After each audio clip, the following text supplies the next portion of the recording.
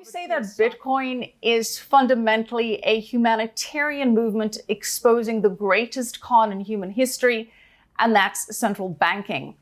Now, if I may try and synthesize some of these views, you say that fiat currency is essentially a pyramid scheme designed to take wealth from some and give to others, that printing money at the rate that we are is in fact a form of slavery, and that central banks have a legal monopolistic license to steal human time. And that got me, stealing human time by creating more and more money.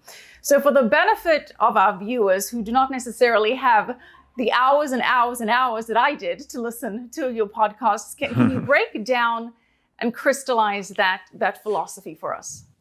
Sure. So, freedom maximalism is just premised on really the foundational principles of America, which is just this natural law or right to life, liberty, and property.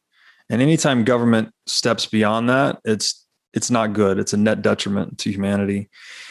And the one, we pride ourselves in the US sort of as being these free market capitalists. And it's become an ideology that's permeated the world. Even in more authoritarian regimes like China, they've adopted free market principles, realizing that it's more creative of wealth, more generative to wealth.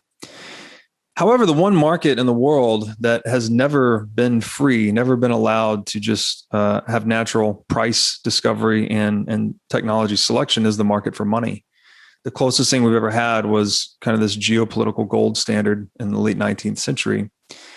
And money, to make it very simple, I say it's just money's a tool for trading our time, right? We sacrifice our time to earn money, and then we redeem that money for commensurate sacrifices from others. And it's this intertemporal social contract we have with one another that we negotiate through money.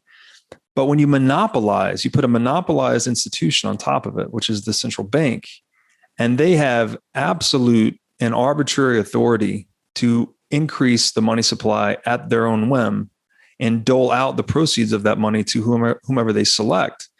They are effectively harvesting the economic surplus off of the productive economy. So every ounce of energy, blood, sweat, and tears that people are putting into sacrificing to obtain these dollars, there's a single institution that can produce them with no sacrifice, no effort to dilute everyone else. And in that scope, we could just say that money, for instance, like a stock certificate is title to company capital. We could say that money is title to human time, effectively. So if there's one institution that can just spin these titles up, and they just can suck property rights out of the marketplace and into their own pockets, they're stealing human time. And I struggled for a while with what do you call that? I've called it an institution of systemized time theft, but I don't know what else to call time theft other than slavery. It's not visceral. It's not, people are in chains and there's whips on the back necessarily. But because of its invisibility, it's perpetrated at a much larger scale. And I've written about this in a lot of my work. So I hope that people will come to see it's a demystification of money, that it's just an emblem of our time, and that the market should be allowed to decide which technology is best, not a monopoly. All right, but if, to your point, central banks have this legal monopolistic license to steal human time by creating more and more money, why would they give that up?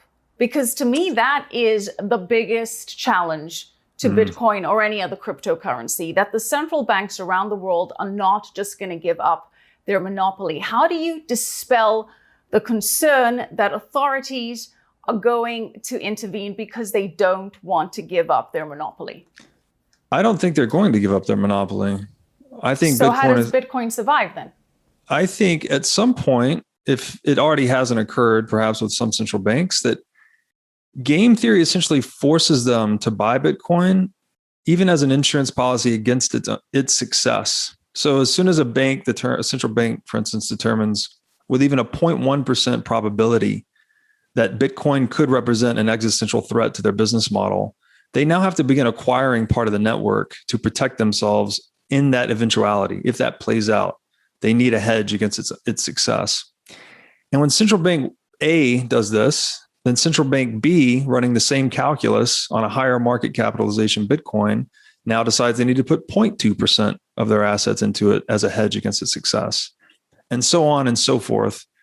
Ultimately leading to this, reverse bank run on Bitcoin, where you have the lenders of last resort worldwide printing money to acquire the only absolutely scarce money that's ever existed.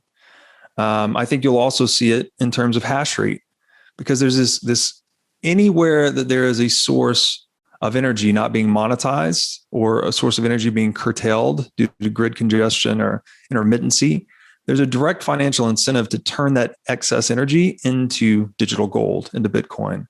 So it's going to spin into this just frenzy of accumulation. This game theory that preserves the integrity of Bitcoin and the proliferation of its network. It operates at every level, the individual level, the corporate level, which we're seeing play out now, by the way. A lot of publicly listed companies buying Bitcoin. The next phase, which I think will probably play out in the mid-2020s, will be at the geopolitical level. So FOMO basically is what you're saying. FOMO, fear of missing out by individual central banks. Darwinian companies. Self-preservation. You have no choice but to buy Bitcoin to preserve your wealth over time.